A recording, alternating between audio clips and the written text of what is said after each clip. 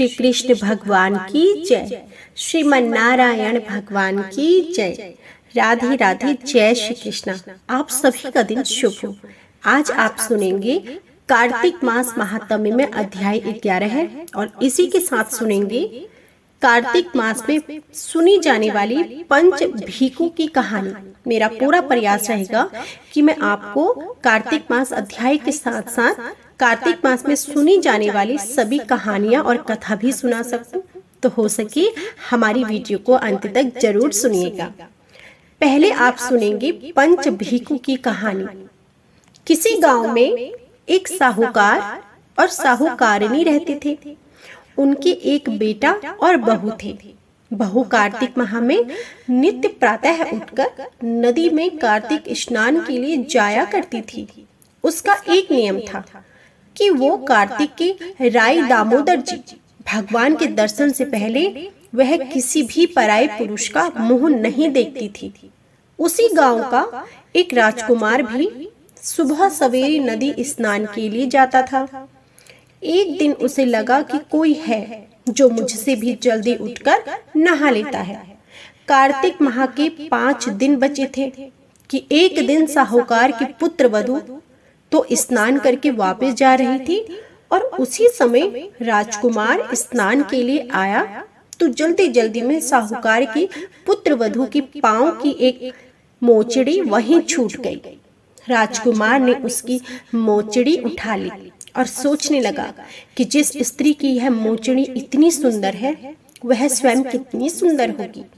उसने पूरे गांव में घोषणा करवा दी कि जिसकी भी यह मोचड़ी है वह 5 रात मेरे पास आएगी। साहूकार की पुत्र वधू ने कहलवाया कि मैं 5 रात ब्रह्म मुहूर्त में आऊंगी, लेकिन किसी को साख भरने यानी हामी भरने बैठा देना।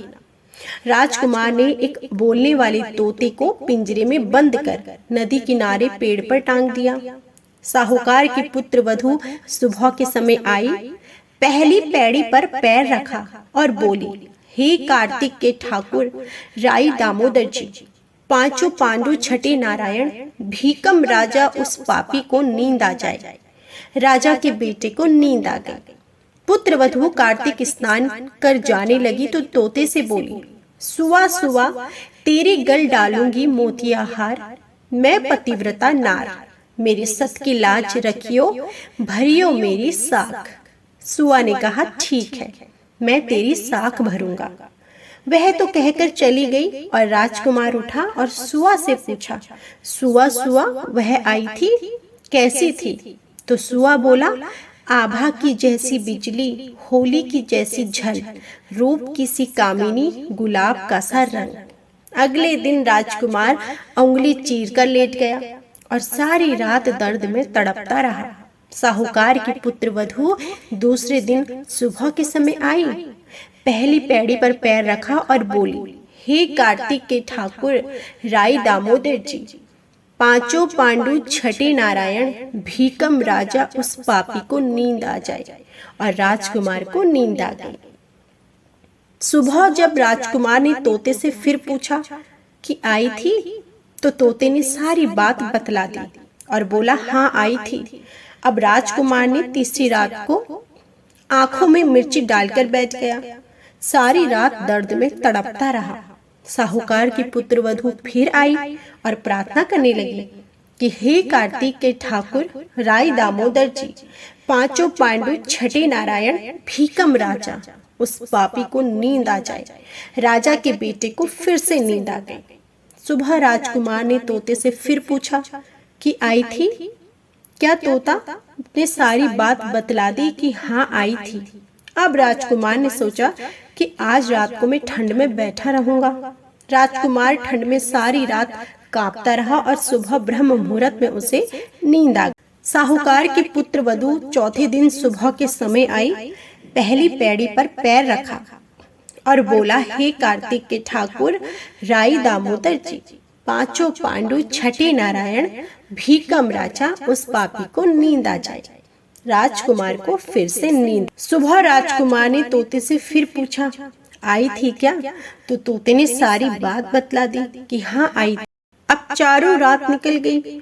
राजकुमार ने सोचा आज की आखिरी रात है, आज तो मैं मेरी उंगली जला लूंगा, जलन से मुझे नींद नहीं आएगी। सारी रात जलन से तड़पता रहा और भगवान की कृपा से राजकुमार की सुबह आंख लग गई।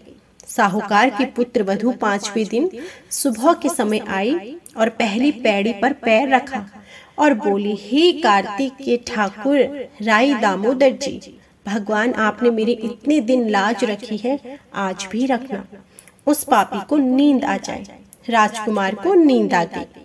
साहूकार की पुत्र वधू ने तोते से कहा कि हे सुआ, उस पापी से कह देना मेरी मोचड़ी घर पहुंचा दे।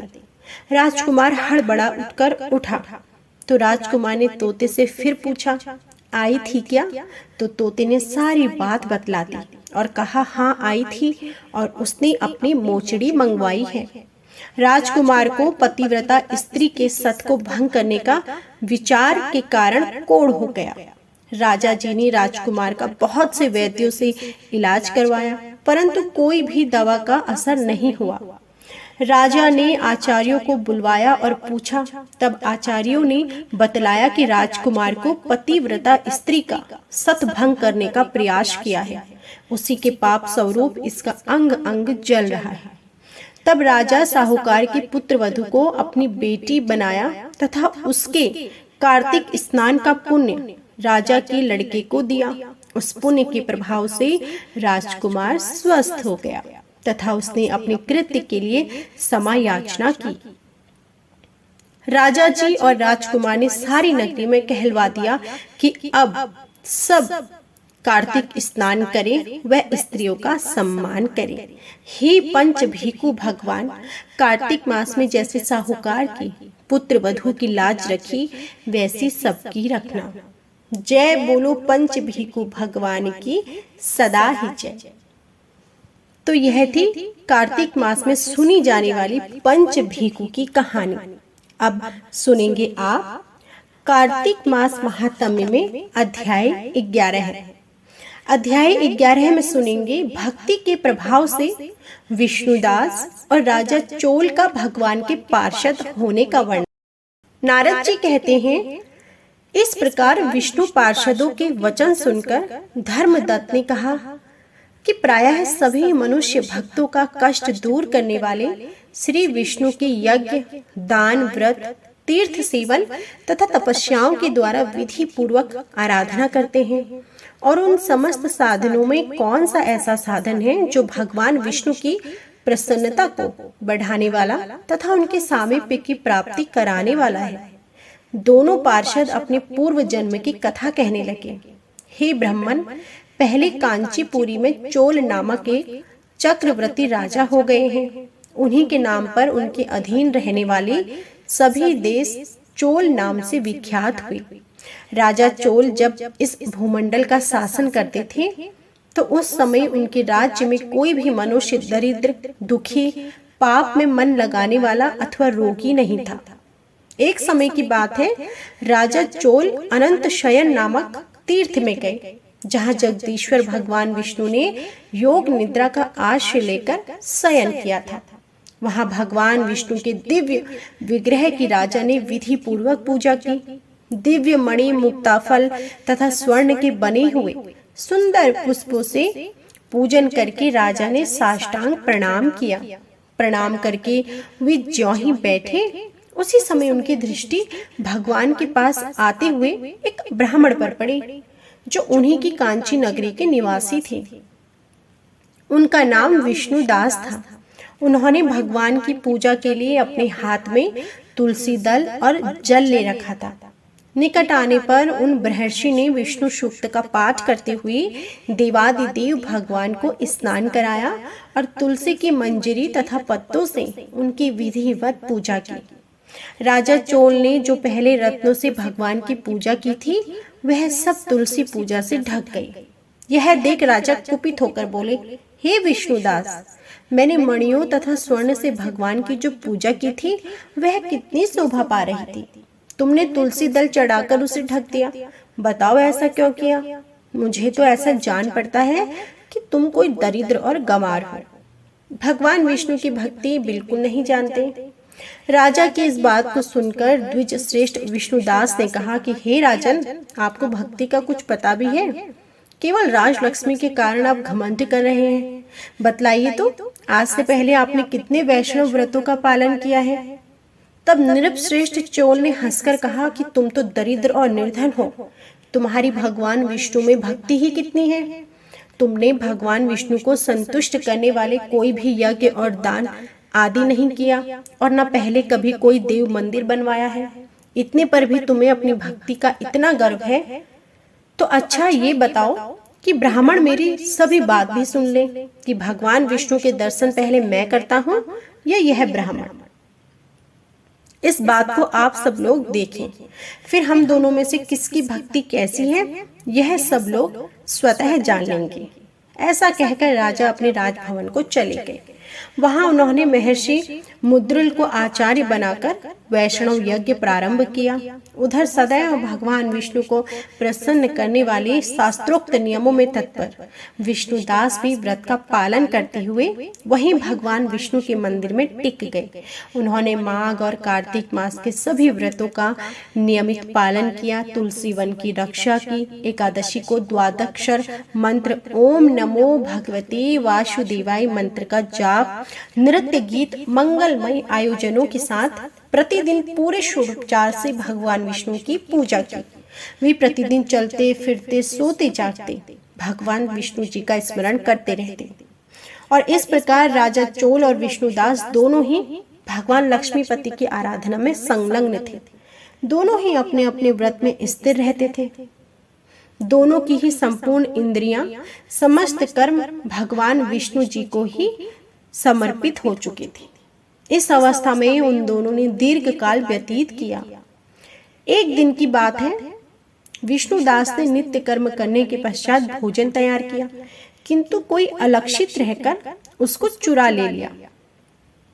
विष्णुदास ने देखा कि भोजन तो है ही नहीं, परंतु उन्हें दोबारा भोजन नहीं बनाया, क्योंकि ऐसा करने पर सायंकाल की पूजा के लिए पर्याप्त समय नहीं मिलता। अतः प्रतिदिन के नियम का भंग हो जाने का भय था। दूसरे दिन भी पुनः उसी समय पर भोजन बनाकर ज्यों ही भगवान विष्णु को भोग अर्पण करने के लिए गए, त्यों ही किसी ने आकर फिर सारा भोजन हड़प लिया। और इस प्रकार लगातार 7 दिनों तक कोई आकर उनके भोजन का अपहरण करता रहा। इससे विष्णुदास को बड़ा विस्मय हुआ कि वे मन ही मन विचार करने लगे, अहो, कौन प्रतिदिन आकर मेरी रसोई चुरा ले जाता। यदि दोबारा रसोई बनाकर भोजन करता हूँ तो सायंकाल की पूजा छूट जाएगी। यदि रसोई बनाकर तुरंत ही भोजन कर लूं तो यह उचित नहीं, क्योंकि भगवान विष्णु को सब कुछ अर्पण किए बिना कोई वैष्णव भोजन नहीं करता। और आज उपवास करते मुझे 7 दिन हो गए हैं। इस प्रकार व्रत में कब तक स्थिर रह सकता हूँ। अच्छा, आज मैं रसोई की भली भांति रक्षा करूंगा। ऐसा निश्चय करके भोजन बनाने के पश्चात वे वहीं कहीं छिपकर खड़े हो गए। इतने में ही उन्हें एक चांडाल दिखाई दिया, जो रसोई का अन्न हरकर जाने के लिए तैयार खड़ा था। भूख के मारे उसका सारा शरीर दुर्बल हो गया था। मुख पर दीनता छा रही थी। शरीर में हाड़ और चाम के सिवा कुछ भी नहीं था। उसे देखकर श्रेष्ठ ब्राह्मण विष्णुदास का हृदय करुणा से भर आया। उन्होंने भोजन चुराने वाले चांडाल की ओर देखकर कहा, भैया जरा ठहरो ठहरो, क्यों रूखा सूखा खाते हो, यह घी तो ले लो। और यों कहते हुए विप्रवर विष्णुदास को आते देख वह चांडाल भय के मारे वेग से भागा और कुछ ही दूर जाने पर मूर्छित होकर गिर पड़ा।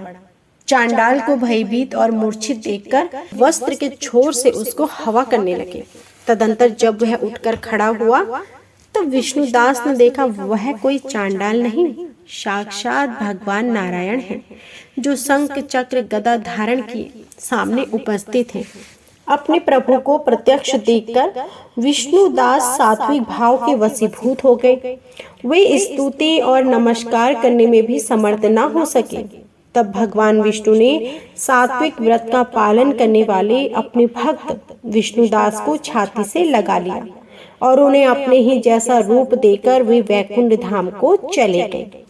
उस समय यज्ञ में दीक्षित हुए राजा चोल ने देखा कि राजा ने शीघ्र ही अपने गुरु महर्षि मृदुल को बुलाया और इस प्रकार कहना प्रारंभ किया, जिसके साथ स्पर्धा करके मैंने यज्ञ दान आदि कर्म किए, वह ब्राह्मण आज भगवान विष्णु का रूप धारण करके मुझसे पहले ही वैकुंठ धाम को जा रहा है।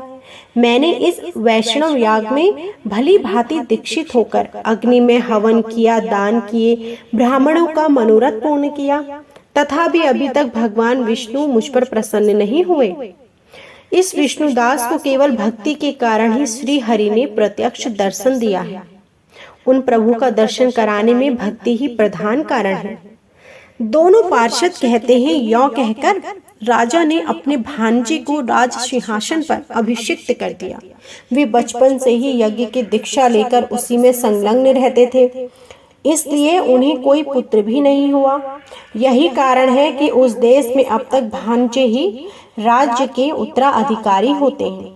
भांजे को राज्य देकर राजा यज्ञशाला में चले गए और यज्ञ कुंड के सामने खड़े होकर भगवान विष्णु को संबोध करते हुए 3 बार उच्च स्वर में वचन बोले, हे भगवान विष्णु, आप मुझे मन, वाणी, शरीर और क्रिया द्वारा होने वाली अविचल भक्ति प्रदान कीजिए।